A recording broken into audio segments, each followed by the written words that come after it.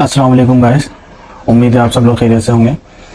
तो हमारा basic HTML का कोर्स जो है चल रहा है, जो कि मैंने स्टार्ट में बताया था कि कोई भी ऐसा स्टूडेंट हो जो कि वेब डेवलपमेंट के अंदर सीखना चाह रहा हो, इंटरेस्टेड हो, भले वो एपटेक से कहीं कोर्स कर रहा हो या इसके अलावा फ्रेश हो, बिल्कुल ही फ्रेश हो, तो वो भी इस कोर्स से जो है फ़ायदा उठा सकता है। और बिल्कुल हम स्टेप बाय स्टेप चल रहे हैं और बिल्कुल बेसिक से लेके चल रहे हैं।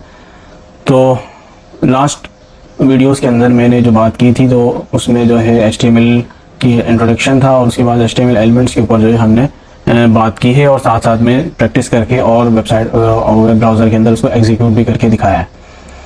सो गाइस, आज हम बात करेंगे HTML एट्रीब्यूट्स की। ये बहुत ही ज़्यादा इम्पोर्टेंट चीज़ है HTML के अंदर और इसका यूज़ बहुत ज़्यादा है।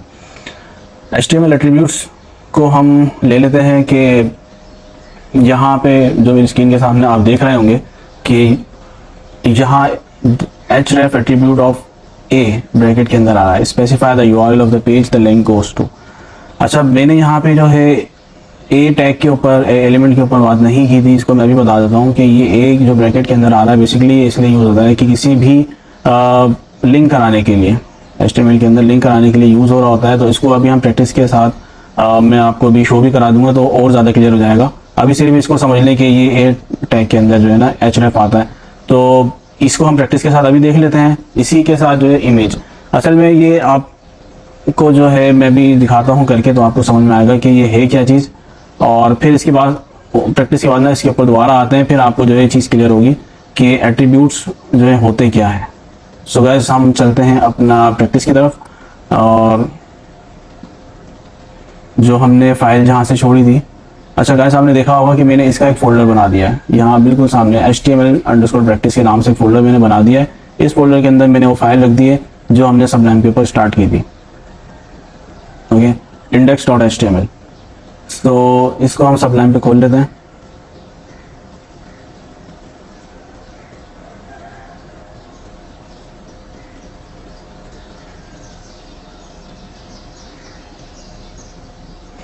ओके, सो ये वहीं से आया है जहाँ से हमने छोड़ा था और उम्मीद है आप मेरे साथ साथ प्रैक्टिस कर रहे होंगे। तो एक चीज़ याद रखें, अभी जो है मैं जो भी चीज़ें आपको बता रहा हूँ तो वो आप साथ साथ अपने डेस्कटॉप के ऊपर या लैपटॉप, जो भी चीज़ आप यूज़ कर रहे हो, तो साथ साथ वो स्टेप मेरे साथ दोहराएं ताकि आप बिल्कुल मेरे साथ चलें। क्योंकि मैं नेक्स्ट 2-3 वीडियो के बाद जो है मैं बेसिक जो है ना वेबसाइट का कुछ सेक्शन जो है ना मैं स्टार्ट कर दूँगा। तो अगर आप सिर्फ वीडियो देखते हुए जा रहे हैं तो वहाँ जाके आपको बहुत ज़्यादा मुश्किल होगी। जो प्रैक्टिस बिल्कुल मैंने स्टार्ट से जो ली है, तो वो भी आप मेरे साथ साथ चलें, वीडियो को पॉज करके जो है अपने पास जो है ना वो कोड जो मैं लिख रहा हूँ वो भी अपने साथ साथ टाइप करके अपने पास इसकी फाइल भी अपडेट करते रहें। सो गाइस, चलते हैं अपने प्रैक्टिस की तरफ कि हमने यहाँ तक काम कर लिया था कि बॉडी के अंदर हमने H1 का टैग लिया था, इसके अंदर हेडिंग लिखी थी और E का एक टैग लिया था, ये एलिमेंट। तो आज हम बात कर रहे हैं एट्रीब्यूट की। तो हमने वहाँ देखा है कि हमने यहाँ पे A का जो है एंकर, इसको डिफाइन किया हुआ है, तो ये मैंने पहले बताया नहीं था, वो लेकिन इमेज का, ये दो यहाँ पे नई चीज़ें आई हैं। तो इन दोनों को हम ले लेते हैं और फिर एट्रीब्यूट के ऊपर दोबारा आते हैं कि एट्रीब्यूट होते क्या है। ये A का टैग है और इसके अंदर ये जो आ रहा है ना, A के टैग के अंदर href एंकर टैग, बताया कि A के टैग को मैंने यहाँ पे लिया है। इसके अंदर ये जो href आ रहा है ये बेसिकली इसका एट्रीब्यूट है, जो कि इस A के जब टैग यूज़ होता है वो किसी भी चीज़ को लिंक कराने के लिए होता है। हम एंकर, इसको एंकर कहते हैं, और लिंक कराने के लिए यूज़ होता है। href वो बताता है हाइपर लिंक क्या है इसका। तो ये ब्रैकेट इसके बाद देगा अंडरस्कोर इज इक्वल टू, और ब्रैकेट खुल रहे हैं और बंद हो रहे हैं। इस ब्रैकेट के बीच में जो है वो हम URL डालते हैं जहाँ पर हमें इस टेक्स्ट को लेके जाना होता है। मिसाल के तौर पर इसको ये मैं कह देता हूँ ये बटन है, ओके, बटन है, और इस बटन पे क्लिक करेगा कोई भी तो इस URL के ऊपर चला जाएगा URL। तो अभी जो है एट्रीब्यूट के ऊपर बात कर लेते हैं, लिंक के ऊपर फिर मैं वापस आता हूँ।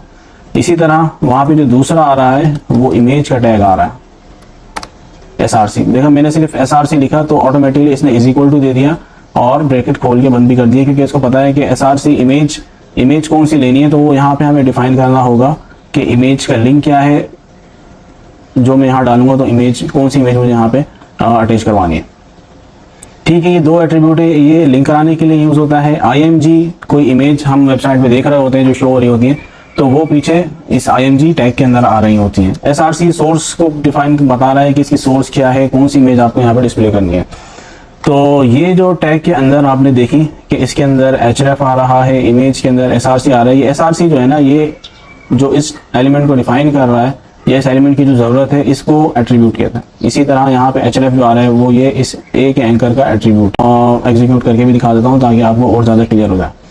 तो हमने इस फोल्डर के अंदर ये HTML की फाइल है, मैंने इसको ड्रैग एंड ड्रॉप करूँगा क्रोम के ऊपर।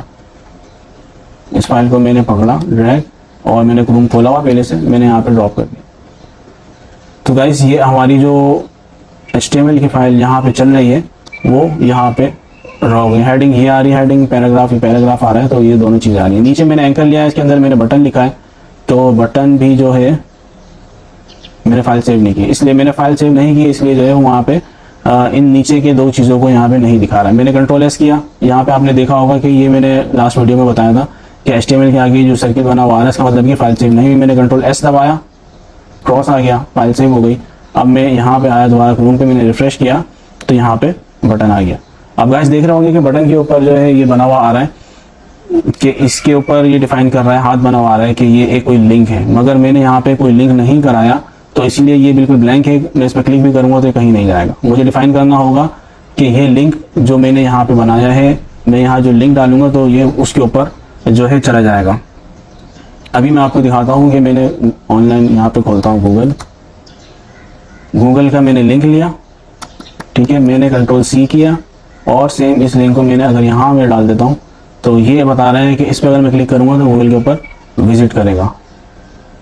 मैंने इसको रिफ्रेश किया, पेज अपडेट हो गया, बटन पे मैंने क्लिक किया तो आप गाइस देखेंगे लोड हुआ और ये गूगल के लिंक के ऊपर आ गया।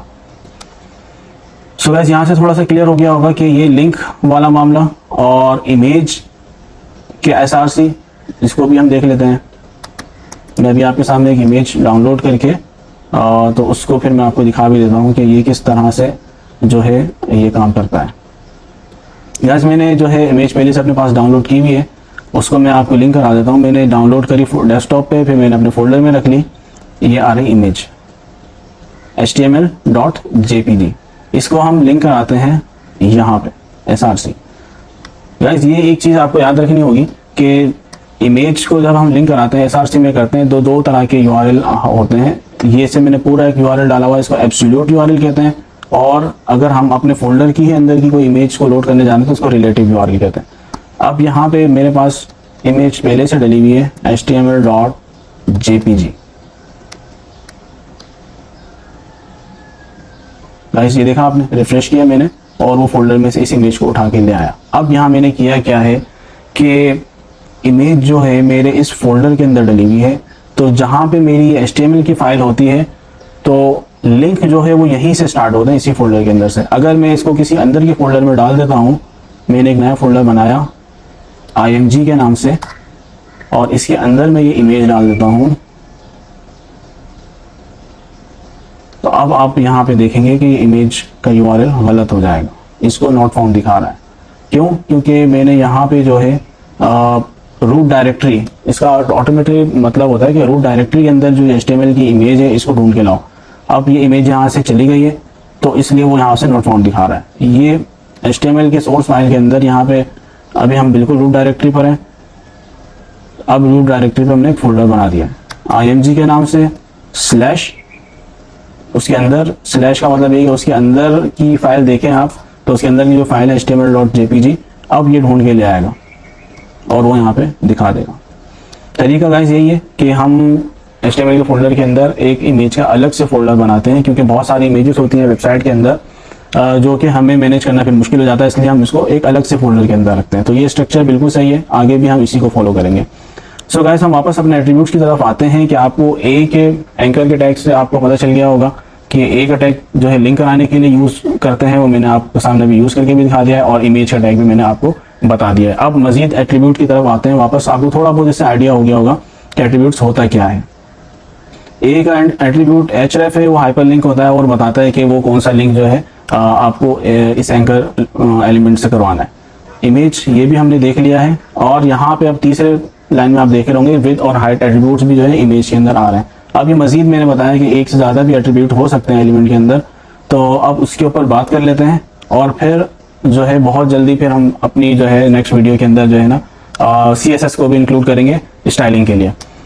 तो गाइस हम आ जाते हैं इमेज के एट्रीब्यूट को पहले देख लेते हैं। इमेज के एलिमेंट के अंदर जो एट्रीब्यूट हमने SRC लिखा है, इसके अंदर हम मजीद एट्रीब्यूट ऐड करते हैं।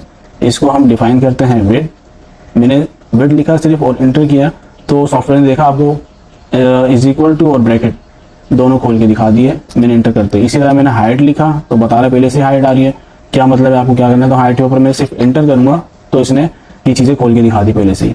अब इसके अंदर मैं एट्रीब्यूट के अंदर इसको मजीद डिफाइन करूंगा कि इमेज की विड्थ कितनी होनी चाहिए, इसकी हाइट कितनी होनी चाहिए। मिसाल के तौर पे मैं कहता हूँ इमेज 400 पिक्सल और हाइट जो है वो 200 पिक्सल हो जाए, तो और इसको मैं सेव करके यहाँ पे आपको दिखा दूंगा। देखा गाइस, तो इसने यहाँ से इसकी विड्थ और हाइट उठा ली है, 400 विड्थ और 200 हाइट, इसकी यहाँ से अपडेट करके इसने दिखा दिया। तो गाइस एट्रीब्यूट के अंदर अब आपको थोड़ा सा और क्लियर हो गया होगा कि एलिमेंट को फिर हमें और मजीद उसको डिफाइन करने के लिए एट्रीब्यूट का यूज़ होता है। और एट्रीब्यूट जो है कई किस्म के होते हैं। अब href का आपने देखा कि अलग है, href के अंदर href आ रहा है और इमेज के अंदर जो है वो SRC सोर्स इमेज कौन सी होनी चाहिए और फिर विद और हाइट करके आ गया। अब अगर मैं कहूँ कि मुझे हेडिंग को जो है इसको स्टाइल देना है, इसके अंदर अब जो है ना एक एट्रीब्यूट आता है स्टाइल का। स्टाइल मैंने लिखा, मुझे अपने हेडिंग का कलर चेंज करना है तो मैंने कलर लिखा और मैंने इसको कर दिया रेड। अब आप ये देखिएगा कि हेडिंग का कलर रेड हो गया। इसी तरह अब मैं पैराग्राफ का कलर चेंज करना चाह रहा हूँ, तो इसमें भी ये स्टाइल का एट्रीब्यूट ऐसा है जो कि आप किसी भी एलिमेंट में यूज़ कर सकते हैं। ये दो जो थे ये स्पेसिफिक है, ये ए के साथ आता है href और इमेज के साथ जो है वो SRC, ये इनके साथ स्पेसिफिक है। बाकी स्टाइल का एलिमेंट आप किसी भी एलिमेंट के अंदर यूज़ कर सकते हैं। अब अगर मैं इसका बैकग्राउंड देना चाहूँ, बैकग्राउंड मैंने रेड कर दिया पैराग्राफ का, इसमें मैंने टेक्स्ट को कलर दिया है और इसमें मैंने बैकग्राउंड कलर दिया है। अब आप वैसे देखिएगा इसने पूरे पैराग्राफ का कलर रेड कर दिया। सो गाइस एट्रीब्यूट को अगर आपको यहाँ पे अभी यहाँ इसको एट्रीब्यूट को इतना ही रखते हैं और फिर मज़ीद इसके अंदर जो है चीज़ें एडवांस की तरफ चली जाएंगी। अगर मैं और ज़्यादा एट्रीब्यूट के ऊपर बात करूँगा, अभी हम इसको यहीं तक रखते हैं क्योंकि ये इतना एट्रीब्यूट का समझना हमारे लिए काफ़ी है कि हम इससे अभी बेसिक HTML वेबसाइट स्टार्ट कर सकते हैं। सो गाइस यहाँ तक आपको अगर कोई भी कंफ्यूजन हो तो प्लीज़ मेरे से कमेंट के अंदर ज़रूर कमेंट में आप बताइएगा कि आपको अगर कोई भी सवाल हो, यहाँ तक कोई भी चीज़ क्लियर नहीं हो, तो फिर मैं नेक्स्ट वीडियो में उसको जो है आपको उसको और ज़्यादा एक्सप्लेन भी करके बता दूंगा। और अब इस वीडियो में इतना ही है एट्रीब्यूट के बारे में। फिर नेक्स्ट वीडियो के अंदर हम CSS को भी इंक्लूड करेंगे और अभी जो स्ट्रक्चर इसका ख़राब सा आ रहा है, फिर इसको जो है मैंने बताया था कि फिनिशिंग के लिए हम CSS यूज़ करते हैं, तो CSS को नेक्स्ट वीडियो के अंदर इंक्लूड करेंगे, तो उससे जो है काफ़ी आपको एक अच्छी सी शक्ल इसकी नज़र आना शुरू हो जाएगी।